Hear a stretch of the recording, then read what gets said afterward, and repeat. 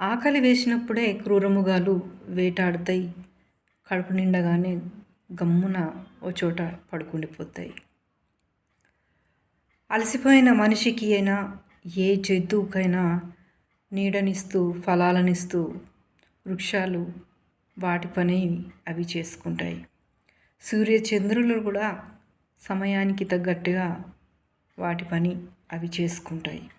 కానీ మనిషి మాత్రం బుర్ర తెలివితేటలు ఉన్నాయని విర్రవీగుతూ పక్కోడిని హేళన చేస్తూ పనికిమాలిన పనులన్నీ చేస్తూ చేయవలసిన పనులన్నీ చేయకుండా జీవిస్తూ ఉంటాడు. అసలు మనిషి అన్నాక ఎవరి పని వాడు చేసుకుంటూ పోతే సమాజం చాలా బాగుంటుంది. కానీ అలా చెయ్యరు కదా. ఎప్పుడు వీడేం చేస్తున్నాడా, వాళ్ళేం చేస్తున్నారా, ఎవరిని నాశనం చేస్తామా అన్న ఆలోచనలతోనే బ్రతుకుతుంటారు.